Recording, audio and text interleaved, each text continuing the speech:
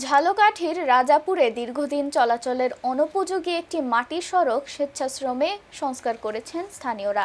বৃষ্টির পানিতে জলাবদ্ধতা ও কাদায় মানুষের ভোগান্তি চরম আকার ধারণ করলে নিজ অর্থায়নে ইট ও বালু দিয়ে সহায়তার হাত বাড়ান জেলা যুবদলের যুগ্ম আহ্বায়ক জহিরুল হক সোহেল। আর তাতেই উৎসাহী হয়ে স্বেচ্ছাশ্রমে সংস্কারে নামেন গ্রামবাসী। তবে সাময়িক এই উদ্যোগে চলাচলের পথ সহজ হলেও সড়কটি দ্রুত স্থায়ীভাবে পাকা করার দাবি এলাকাবাসীর। রাজাপুর থেকে রহিম রেজার পাঠানো তথ্যচিত্রে বিস্তারিত ডেস্ক রিপোর্টে। ঝালকাঠির রাজাপুরের নাপিতবাড়ি থেকে পাড়েরহাট, ইন্দ্রপাশা ও মঠবাড়ি এলাকার সংযোগ সড়ক এটি। 3.5 কিলোমিটারের এই মাটির সড়কে বর্ষা নামলেই শুরু হয় অবর্ণনীয় ভোগান্তি।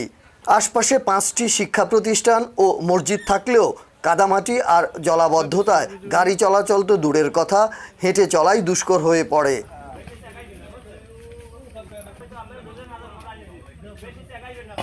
এ অবস্থায় মানুষের দুর্ভোগ লাঘবে এগিয়ে আসেন ঝালকাঠি জেলা যুবদলের যুগ্ম আহ্বায়ক জহিরুল হক সোহেল। তার নিজস্ব অর্থায়নে ইটবালু সরবরাহ করা হলে মাটির এই সড়কটি সংস্কারে স্বেচ্ছায় নেমে পড়েন স্থানীয়রা। কাদার উপর ইট বিছিয়ে সাময়িক চলাচলের উপযোগী করে তোলেন সড়কটি।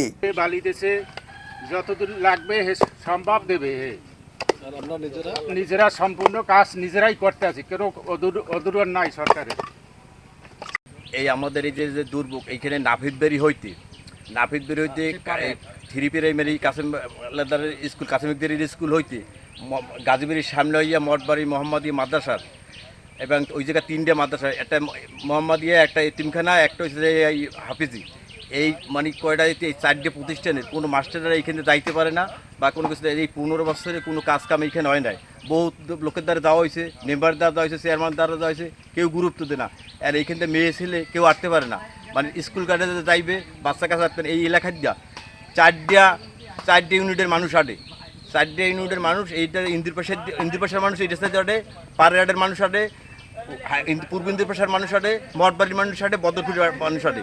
এই রাস্তায় আমার বাড়ি। তারপর লাস্টে কেউ পাল্টা দেয় না, কোনো ঈদে না, মাস্টাররা থাকবে না। তারপরে নির্ভয় হইয়া সোহেল ভাইয়ের কাছে গেছে, সোহেল ভাইয়ের তারপর লাস্টে নিজের অর্থ হয় না, সোহেল ভাই এরপর নিজে এই রাস্তাটা নিজে ইট দিয়া এরপর বান্ধব ই করতে দিতে আছে। আর খুব কষ্ট হয়, এই মহিলা পুরুষ মানে হাঁটতে খুব মানে আসার খাইতে হয়, বাচ্চা কাচ্চা স্কুলে যাইতে পারে না, এই মানে লুঙ্গি কাঁচাইয়া, প্যান্ট কাঁচাইয়া এরপর হাঁটা লাগে। আজ প্রায় 15-16 বছর তাক কোনো কাজ বাস এই রাস্তায় হয় না। তবে এই সোহেল ভাইয়ের কাছে আমরা গেছি, যাওয়ার পরে সোহেল ভাই এই আমাকে ইট দিয়েছে, কইছে যে আপনারা এখন বর্তমানে শুকনা একটু হাঁটতে পারেন, এরকম কায়দা আমি করিয়ে দিমু, নিজের অর্থে দিতে আছে। স্বেচ্ছাশ্রম আর স্থানীয় সহযোগিতায় আপাতত রাজাপুর মঠবাড়ির গুরুত্বপূর্ণ এই সড়কটিতে চলাচলের পথ সুগম হলেও এটি কোনো স্থায়ী সমাধান নয়। তাই এলাকার হাজারো মানুষের দাবি, দ্রুত সরকারি উদ্যোগে যেন টেকসই রাস্তা নির্মাণ কাজ শুরু করা হয়। সোহেল ভাইয়ের কাছে আমরা যাই, তার কাছে আমরা আমাদের মানে এই দুর্ভোগের কথা জানাই। সোহেল ভাই উনি আমাদের রাস্তা মানে তার অর্থায়নে, তার নিজস্ব অর্থায়নে যতটুকু পারে সে করিয়ে দেবে, এবং সে বলছে যে আপনাদের এর পরবর্তী যে কার্যক্রম আমরা কার্পেটিং করার ব্যবস্থা করব।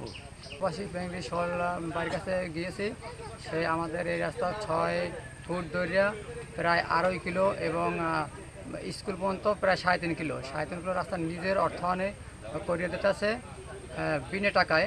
সে নিজে একাই সব কিছু বহন করতেছে, এবং এলাকাবাসী সবাই সে যে গরিব এবং অসহায় মানুষের কাছে দাঁড়ায় এবং সাহায্য করে, এতে এলাকাবাসী সবাই খুশি এবং তাকে অসংখ্য ধন্যবাদ। কেউ আমাদের এই রাস্তার প্রতি নজর দেয় নাই।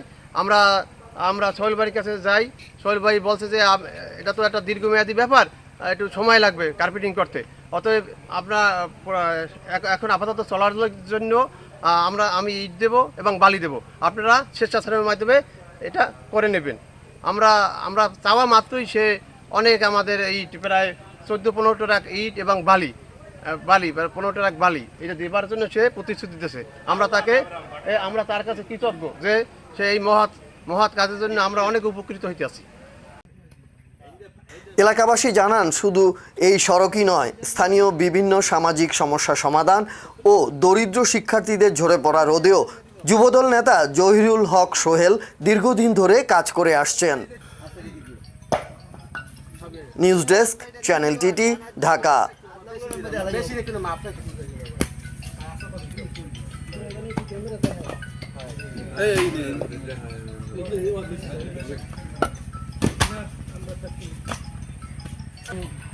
ভালো আছেন?